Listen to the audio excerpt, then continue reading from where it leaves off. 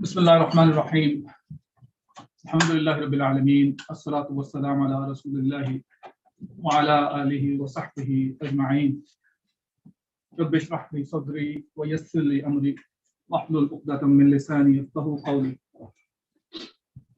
Inshallah, in today's talk, I'll talk about two ayat from Surah Al-Isra, and they are very relevant. Brother, can you just turn it off, please? You can try it later on, brother.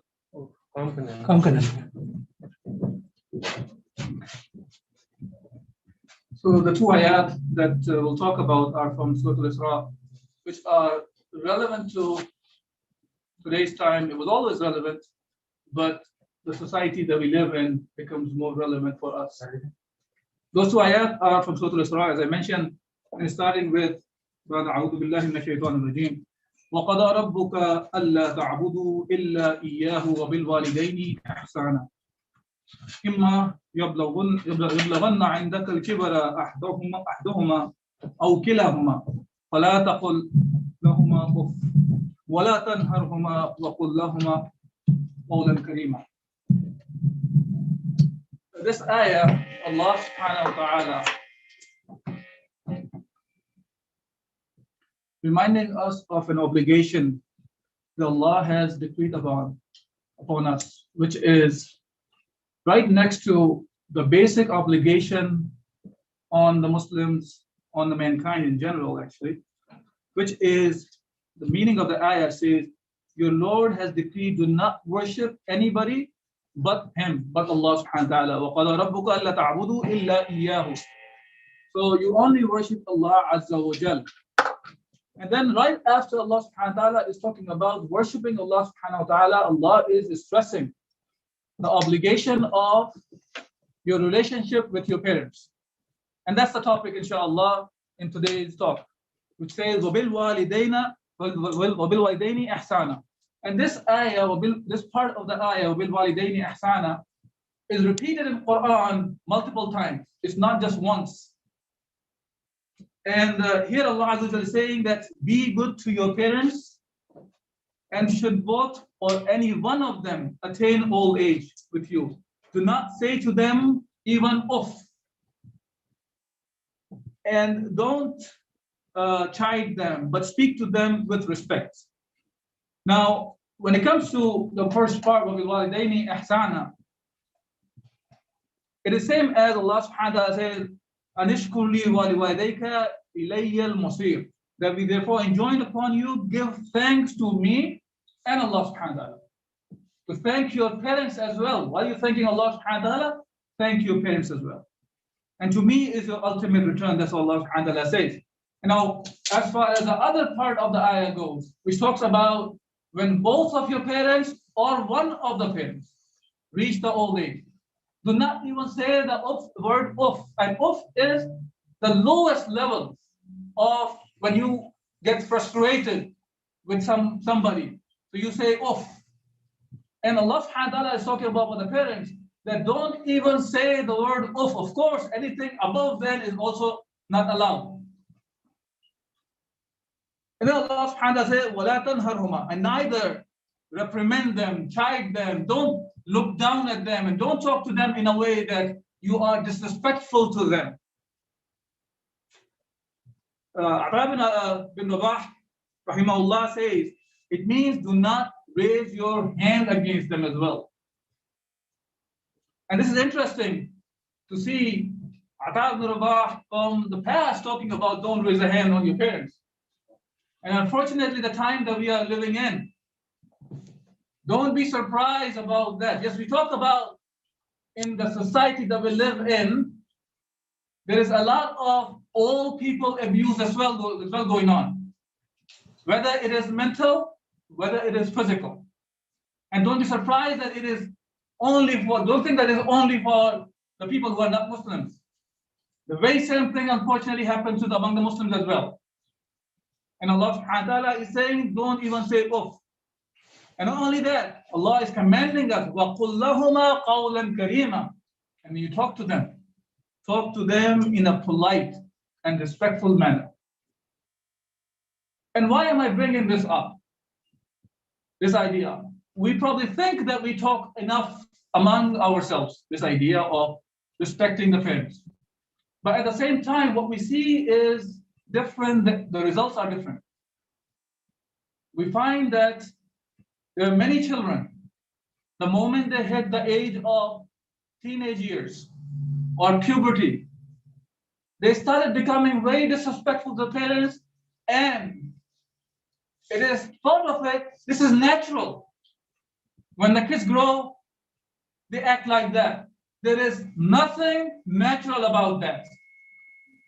I'm being very clear about this. And this is not about, when we talk about the relationship of the parents and the children, it's not about teenagers to the parents. There are many of us here who are 30, 40, 50, 60 years old, 70 years old, and their parents probably still alive.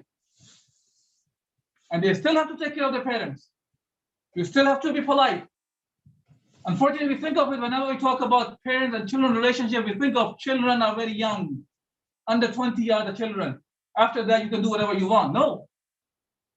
It will go on until we die. Whatever age group we are in, we have to remember, we are accountable for taking care of our parents. It is an obligation Allah Azza wa Jal has obliged us with. Okay? The next ayah, Allah subhanahu wa ta'ala talks about is وَخْفِضْ لَهُمَا جَنَاحَ الذُّلِّ مِنَ الرَّحْمَةِ, and be humble and tender with them. You know, the janah is like those wings that birds have. So you are putting the wings like, the big bird put the wings over the small children of theirs. So this is a showing of the mercy on them. Have tenderness, humbleness towards them. And the ayah says, وَقُلْ رَبِّ ارْحَمْهُمَا كَمَا رَبَّيَانِي صَغِيرًا. And make this dua for them, for both of them. That may Allah subhanahu wa ta'ala have mercy on them as they nurtured me when I was small. When they were merciful on me when I was small. And the dua has to be done when they're alive and when they pass away. All of us have parents or had parents. So this dua should be from us all the time. This dua will be helping our parents if they have passed away, if they are in their graves. Like the hadith of Rasulullah sallallahu alayhi wa sallam that says that when a person dies, all his deeds are closed except three. One is if he has given some ilm, knowledge to somebody, beneficial knowledge, and people are getting benefit out of it.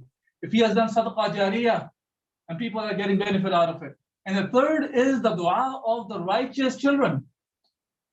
Think of ourselves. Are we righteous enough to continue to increase the weight of our parents' mizan? That their scale will continue to get heavier because of our dua? So we have to remember them in our dua as well. So now, when we think of this issue of our parents and the children issue, the kind of our problems that we see all the time, don't think of it, this is just a one family issue or two families issue. This is a societal issue. It's a societal issue. This is why the society look at this, and when the teenagers are acting badly towards their parents, or even the 30, 40, 50, 60-year-old parents are throwing their parents into the old housings.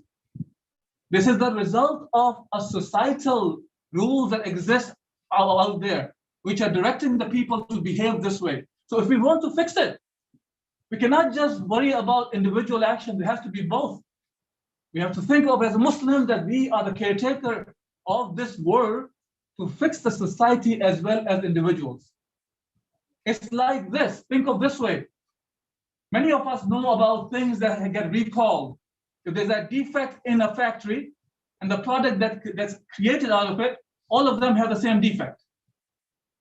Same way, think of here. If the society is creating defective personalities, it will continue to create the defective personalities. We cannot just go and fix each personality one by one all the time. The society has to be fixed as well. So our focus Even for this relationship of our parents and the children has to be this way, that we are fixing individuals as well as the society, and the both hadith Islam from our end. Inshallah, we'll remember these specific things about how to deal with our parents. And obviously, that can only happen when we as parents ourselves raise the children with Islam so they know how to behave also. Otherwise, they will learn from the society and they will act the same way as the society teaches. وأقول قولي هذا أستغفر الله لي ولكم ولسائر المسلمين فاستغفروه إنه